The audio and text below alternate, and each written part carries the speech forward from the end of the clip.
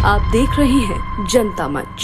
मुश्किलें दिल के इरादे आजमाती हैं, स्वप्न के पर्दे आंखों से हटाती हैं, हिम्मत न हारना मुश्किलें इंसान को आगे बढ़ाना सिखाती हैं। नमस्कार, स्वागत है आप सभी का जनता मंच में और मैं हूं आपके साथ कृष्णा त्रिपाठी। आज हमारे साथ बातचीत करने के लिए हैं जागृति उद्यम केंद्र पूर्वांचल और जागृति रेल यात्रा के संस्थापक शशांक मणि त्रिपाठी जी। शशांक जी, बहुत बहुत स्वागत है आपका जनता मंच। बहुत बहुत स्वागत आपका भी और मेरे कार्यालय में।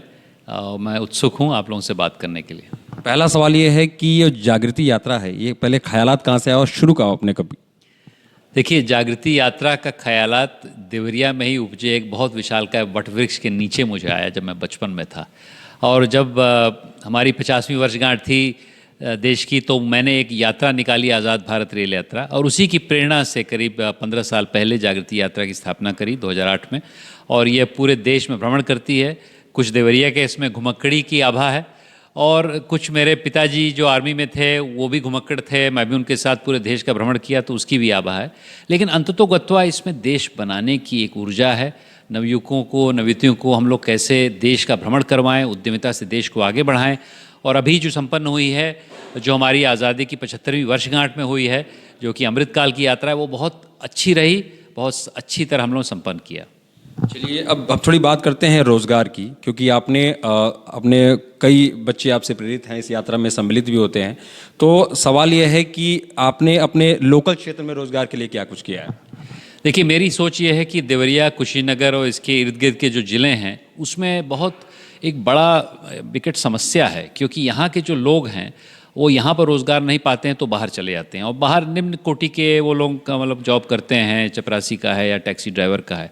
तो मेरी सोच बड़े सालों से ये थी, और अगले पिछले 4-5 साल में मैंने इसमें काफ़ी काम किया है कि यहीं पर हम लोग स्वरोजगार से आत्मनिर्भरता की जो भावना है उसको जगाएं।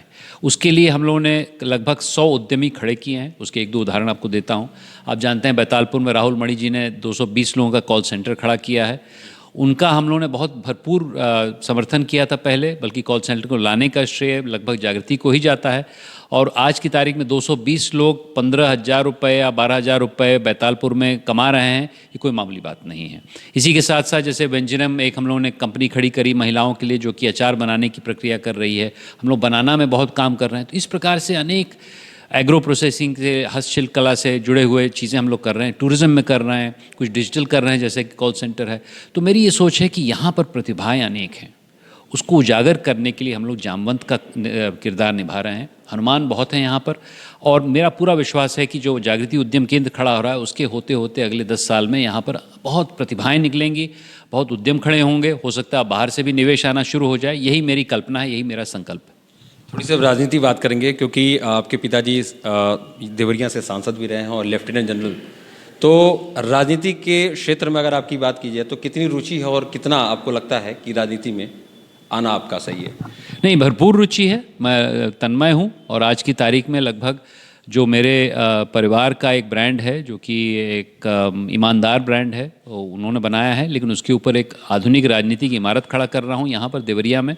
और भरपूर रूप से आप मेरे राजनीतिक कार्यालय में ही हैं, और मैं प्रतिबद्ध हूँ कि विकास की राजनीति को कैसे यहाँ पर लाया जाए। विकास मतलब जो मैं जागृति के तहत कर रहा हूँ और जो मोदी जी, योगी जी कर रहे हैं विकास की भावना से, लेकिन उसके साथ साथ कैसे लोगों को जोड़ा जाए। जैसे सबके प्रयास से सबका विकास, ये मंत्र मोदी जी ने दिया है। इसी के नाम से मेरा कार्यालय जहाँ बैठे हैं, तो आप समझते हैं कि जो विकास की राजनीति की मैंने आगाज़ दिया है वो अलग है, वो थोड़ा सा अलग है। सिर्फ पोस्टर मैंने लगा के आपने टिकट लिया, वो अलग है।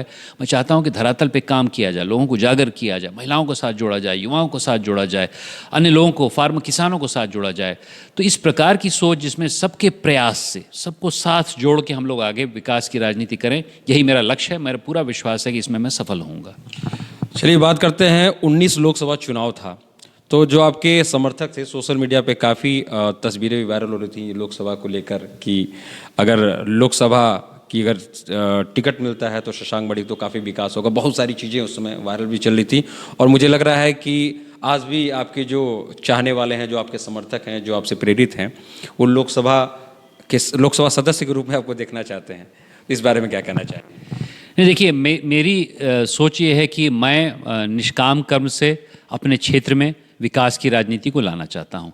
उसके बाद पार्टी मेरा समर्थन करेगी, ये मेरा विश्वास है। पार्टी मुझे यदि टिकट देगी तो मैं जरूर रहूँगा। 6 एकड़ शायद आप पूर्वांचल जागृति केंद्र बनवा रहे हैं, सुनने में आया है और तस्वीरें भी मैंने सोशल मीडिया पे देखी है। तो पहला ये सवाल है कि जो आपने 6 एकड़ ज़मीन आप जिसमें आप बनवा रहे हैं, उसमें पूर्वांचल जागृति केंद्र जो एक बहुत बड़ा आपका एक समझ लीजिए कि जरिया है, एक पहचान है जागृति की, तो उस 6 एकड़ में ज़मीन में पूर्वांचल केंद्र से कितने अपने क्षेत्र के जो लोग हैं, जैसे आपने देवरिया और कुशीनगर को लेकर काफ़ी आप जो है विकास करते हैं और काफ़ी लोगों को आपने रोज़गार भी दिया है, तो क्या लगता है कि जब वो आपका केंद्र खुलेगा तो कितने लाभ मिलेंगे? देखिए, उस केंद्र के 2-3 भाग हैं। पहला भाग लगभग बन गया है, उसमें लगभग 20 करोड़ का निवेश मैं लेके आ गया हूं और उसका उद्घाटन हम लोग चाह रहे हैं कि 2 अप्रैल को करें। 2 अप्रैल को भी प्रासंगिक है, मैं आपको बताना चाहता हूं, क्योंकि 29 मार्च को 1857 में मंगल पांडे ने गोली चलाई थी और 8 अप्रैल को उनको फांसी पे चढ़ाया गया था। तो वो पूरा हफ्ता पूर्वांचल के इतिहास में एक बहुत महत्वपूर्ण हफ्ता है, इसीलिए हम लोग 2 अप्रैल को वहाँ पर उसका उद्घाटन करवा रहे हैं, ताकि पूर्वांचल से उठी जो ऊर्जा जिससे कि हमारे आज़ादी की पहली चिंगारी लगी थी, उसको हम लोग कैसे फिर से देश के सामने प्रस्तुत करें। अब प्रश्न है कि इससे कितना लाभ होगा। जो पहला चरण है उसमें कुछ निवेश आया है, दूसरे चरण में कुछ और निवेश के लिए मैं तत्पर हूँ, दिन रात लगा हूँ उसमें भी। और यदि ये पूरा सेंटर बन जाता है, जिसमें 1-2 साल लगेगा, तो मेरे हिसाब से करीब 17 लाख लोगों को इससे लाभ मिलेगा। अब आप पूछें किस प्रकार का लाभ। देखिए, यह देवरिया का ही क्षेत्र केंद्र नहीं है। देवरिया, कुशीनगर, गोरखपुर, महाराजगंज, बलिया और मऊ, इसमें हम लोग उपकेंद्र बना रहे हैं।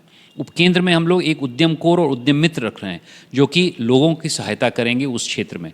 तो मेरे हिसाब से अगर 17 लाख लोगों में, जिसमें महिला भी रहेगी, लेकिन 17 लाख लोगों को हम लोग उद्यमिता से उजागर करेंगे, तो यहाँ की ऊर्जा यहाँ रहेगी, पूर्वांचल सशक्त।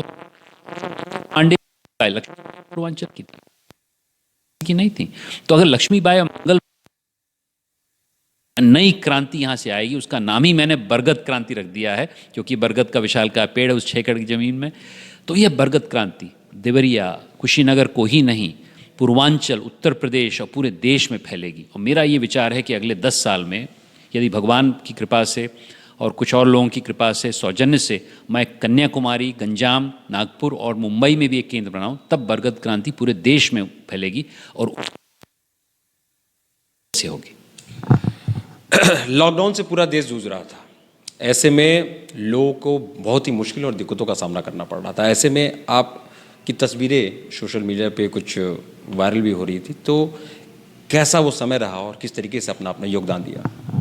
देखिए, लॉकडाउन के पहले सत्र में देवरिया और कुशीनगर में उतनी हलचल नहीं थी, क्योंकि उस समय अधिकांश वायरस बड़े बड़े शहरों में था। लेकिन दूसरे सत्र में बहुत हम लोग को दिक्कत झेलनी पड़ी और उस समय मैं, आप विश्वास नहीं करेंगे, 2 हफ्ते या 1 हफ्ते तक, जब सबसे जैसे कहें जटिल समस्या थी, उस समय मैं दोनों डीएम से हर दिन लगभग बात करता था।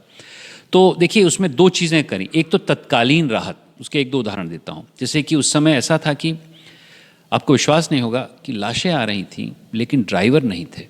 तो हम लोगों ने, क्योंकि मेरे पिताजी आर्मी में थे, तो मैंने कोशिश करी कि एयरफोर्स टल गई तो उसकी ज़रूरत नहीं। एक और अस्पताल में कुछ वाल्व्स चले गए थे, तो उसको क्योंकि मेरा यात्री का नेटवर्क है पूरे देश में 7,500 लोगों का, तो मैंने कुछ वाल्व्स मंगवाए ताकि वो, ये तो एक, यहाँ पर अनाज के बिना जन, तो हम लोगों ने पूरे देश से। तीसरा चरण, जिसके लिए मैं खासकर मेरे जिसे कहते हैं गर्वान्वित हूँ, कि 1,000 LPM का, लीटर पर मिनट का, मैंने प्लांट लगवाया देवरिया सदर अस्पताल में, जिससे कि आज की तारीख में अगर आप जाएंगे उस अस्पताल में, तो और चीज़ की कमी हो न हो, लेकिन आपको ऑक्सीजन की कमी नहीं मिलेगी। तो मैं चाहता हूँ कि इसमें मैं खुद अपने आप पे सब श्रेय नहीं लेना चाहता हूँ, ये जनता के साथ मिलकर हमने काम किया। जो हमने समाज वितरण किया, अनाज वितरण किया, उसमें कई महिलाओं ने योगदान दिया। हमारी एक इंटरनेट साथी का प्रोग्राम था, तो 2,400 महिलाओं को हमने प्रशिक्षण दिया था, वो आगे आईं। हम लोगों ने एजुकेट किया लोगों को, भाई मास्क लगाइए, करवाइए।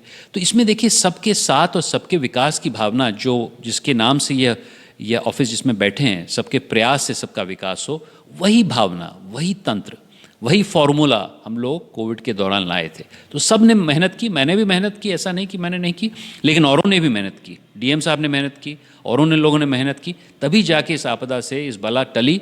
और मैं चाहता हूँ कि अगली बार ऐसी कोई चीज़ हो तो हम लोग एकजुट होकर इसका सामना करें। अंतिम सवाल है आपसे कि शशांक नहीं किया अभी, क्योंकि देवरिया में मैं देख रहा था, अभी मैं आ रहा था, सड़कें बहुत यहाँ पे बुरा हाल हैं। देखिए, मैं 3 चीज़ करूँगा। एक तो फॉर्मूला बदलूँगा। फॉर्मूला जो है सब चीज़ सांसद के ऊपर आ जाए, ये गलत है। 40 लाख लोग हैं, किसी के भी कंधे पे कोई भी व्यक्ति हो उसको संभाल नहीं पाएगा। तो फॉर्मूला मेरा ये है कि सबके प्रयास से सबका विकास होए। सब व्यक्ति, ये नहीं कि गणतंत्र की परिभाषा कि आपने वोट दिलवा दिया फिर चले गए, वापस आ गए 4 साल 5 साल बाद। हर व्यक्ति वोट देने के बाद उस क्षेत्र में विकास के लिए प्रतिबद्ध हो, तो नंबर 1। दूसरी चीज़, एक मौलिक चीज़ें हैं जिसमें कि रोड है, बिजली है, पानी है, सड़क है। आज ही मैं गया था एक गांव में, तो मैंने देखा आवास की सुविधा नहीं थी वहाँ पर 1-2 महिलाओं को। तो ये सब चीज़ें मौलिक चीज़ें हैं जिसमें तंत्र जो है उसके ऊपर हम लोग दबाव डालें ताकि वो जल्दी से जनता को मिले। तो मेरा एक दूसरा कार्यक्रम है। और तीसरा है कि कुछ बड़े प्रोजेक्ट हैं। मैं हर बड़े प्रोजेक्ट की चर्चा नहीं करना चाहता हूं क्योंकि आकांक्षाएं बढ़ जाती हैं, हो सकता है मैं उसको डिलीवर न कर पाऊं। लेकिन कुछ ऐसे बड़े प्रोजेक्ट हैं जिससे कि देवरिया का सर्वांगीण विकास हो, कुशीनगर का भी। उसमें 1-2 आप लोग जानते हैं। मेरा एक बहुत बड़ा विजन है कि नया देवरिया बने। दूसरा विजन है नमो नारायणी कार्यक्रम, जो कि तमकुही राज में एक जो जल मार्ग बने ताकि यहाँ से पटना तक हम लोग कुछ सामान ले जाएं। उसके लिए मैंने अटल नारायणी यात्रा भी करी है। अभी कुछ ही दिन पहले मैंने दीनदयाल यात्रा भी करी थी। तो ये 2 उदाहरण हैं, लेकिन 3-4 और उदाहरण हैं कि मैं एक एग्रो प्रोसेसिंग पार्क बनवाना चाहता हूँ। तो ये 3 सत्र पे, एक तो सोच बदले, दूसरा मौलिक चीज़ें मिलें, और तीसरा कुछ बड़े कार्यक्रम करें। देखिए, मेरा ये विश्वास है देवरिया में अपार संभावनाएं हैं। हम लोग को अगर जनता का विश्वास मिलेगा, सिर्फ वोट से ही नहीं, वो तो ठीक है, संसद में जाने के लिए वोट तो चाहिए, लेकिन उनकी ऊर्जा चाहिए मुझे, ताकि हम पूरे 40 लाख लोग एकजुट मिलके देवरिया कुशीनगर को आगे बढ़ाएं। बहुत बहुत धन्यवाद। तो ये हमारे साथ थे जागृति के संस्थापक शशांक मणि जी, जिन्होंने अपने जागृति के बारे में बताया, जो केंद्र बनने वाला है उसके बारे में बताया कि लाखों लोगों को रोजगार का एक केंद्र बनेगा, और कई लड़के नहीं बल्कि लड़कियों को भी जो बैतालपुर में कॉल सेंटर खुला है उनका हौसला बढ़ा है, और रोजगार दिलाने में शशांक मणि जी का काफ़ी अहम योगदान रहा है। वीडियो जर्नलिस्ट अमित मणि त्रिपाठी के साथ मैं कृष्णा त्रिपाठी, जनता मंच देवरिया।